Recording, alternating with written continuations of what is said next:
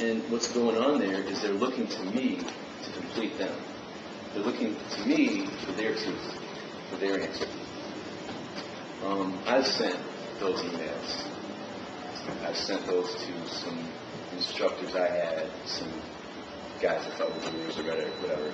Big fucking long essay, paragraphs, what's wrong with me, my problem, like it's the most important problem in the world, and how can you help me, what can you do your magic. And I was looking back at this print, and it's so silly to think that I could have this guy write me an email back or something and totally fix me. So what that illustrates is that no one can fix you or complete you. And if you're looking outside of yourself, it's good to get guidance. That's all I offer to my friends or to people who want to do a thing, a workshop or whatever. That's all I offer, but I can't complete you. I realized that what was holding me back really with women, it was the same thing that was driving me to ask other guys for advice. Right? What was getting me to ask advice about women was actually what was preventing me from being good with women. I was looking outside of myself for reality, for truth. So when I would talk to a woman, I would assume that she knew reality better than me. I would assume that her values, her beliefs, her perceptions trumped mine. I don't think I understood this fully for a long time, but I was starting to see that, okay, a lot of these guys that I'm looking for advice to, they're not getting their advice from the community. They're not going on fast seduction and reading posts and then developing their method or their style like that. They're going to a higher source. So I decided I wasn't going to read any more of that shit, and I was going to go to my higher source. I was going to find my own books, my own experiences, and figure it out. Because that's what they did. And that's where I wanted to be. So, obviously I got off my ass and started talking to girls. That was good. And then I coupled that with something else that's been really powerful for me, which is just reading. Just reading and seeking out knowledge. But I don't seek out, I kind of don't, I majored in psychology, and I think most psychology is mental masturbation. It's a complete fucking joke. But, it's easy to get AIDS. I started reading a lot of spiritual stuff. Some of the stuff, I'd watch the David D'Angelo programs and he'd recommend stuff, and I started reading it. Some of the books that I read, I'm going to talk about a little bit, real briefly. One book is Frame Games, which is like an NLP classic. Probably most of you guys have heard of that. If not, I highly recommend it. I think you can download it for free. I tried to find the print like it, but basically what it's saying is most people go through life with an unconscious frame.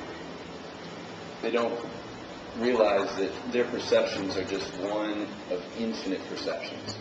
And anything you do, any values you have, anything you think, you're basically playing a game.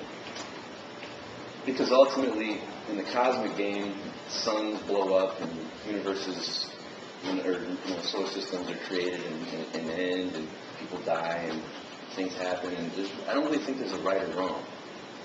Everything is really a game. That's the definition of a game. It's ultimately not important. It's something you pretend is important for the time being. Unless you're the Pistons, that should fucking suck. But frame games showed me that people were playing other games, and I was adopting their games. I was adopting their values. I was adopting other people's frames. I didn't realize that before. When you say stuff like that, you mean just in everyday situations, or specifically when you're going out and talking to girls? Everyday situations. For example, if you go to the store to buy something, you can see yourself as doing the store a favor. or you can see them as providing you with something that you need. It's probably the best example, but you can perceive anything in any way. You can set a frame line. What's a good example? A lot of times people will be afraid to ask for better service because they feel like they don't deserve it. They feel like they're lower status than the person giving the service. But for me, fuck that. I'm doing you a favor. I'm giving you my money. Do your best for me. You can see it either way. All right? But you got the angle I take on this, or what I really got out of this, was values. Okay, we all have values, things that we think are important. But a value is a game. If you think being witty is important, then you're going to play the witty game. I don't think wittiness is that cool. I might laugh, but I don't value it. I value encouraging others. That's more important. So I never get in like one-upping contests. Right? So one person values this, and they play that game. You value something else, or you can adopt that value. Right? That's all. I'm just saying that's what the book kind of illuminated for me.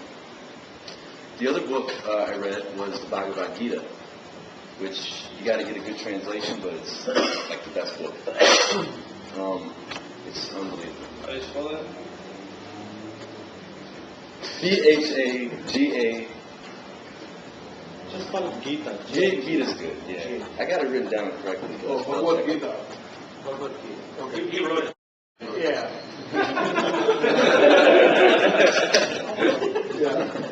Yes. If you wrote it, I'll have your babies. Yeah. Okay. What I got out of that book, and there's so much in it, and even though it's really short, but what I got out of it was that ultimately all outcomes are up to God. Now, I don't mean like a big ghost in the sky, I mean like the universe or how things happen. You got to do your best. That's all you can do. You have no idea what's going to happen. So trying to control the future or worrying about it is pointless. In the book, and I want to bring this up because I'm going to keep bringing back this metaphor. But in the book, you got a guy, Arjuna, who's in the warrior caste. All right, he's a jock. His whole life is dedicated to fighting and killing, and winning battles. And he's a chariot. He's a warrior, and he has a charioteer. And the way that works is the charioteer is driving the horses on like a carriage, a platform, and Arjuna stands there with the arrow and shoots. Okay, and he's going into battle on the opposing side. There are a lot of his relatives and friends, and he's having a real moral issue and an emotional issue where he's like, I don't want to shoot my uncle. I went fishing with this guy when I was younger. The two families got split up or something. Anyways, so he's getting emotionally upset. He's losing his focus, and the charioteer who's driving the horses turns around and reveals himself to be Krishna, which is like God, the Hindu God. And he tells Arjuna that you're on the battlefield, and you're a warrior, and all you do is kill. That's all you do. All you do is win. You defeat the other side. And actually, not even win, but just fight your best. And then maybe you'll win, maybe you won't. But as a warrior on the battlefield, that's what you do. And I think it's cool how he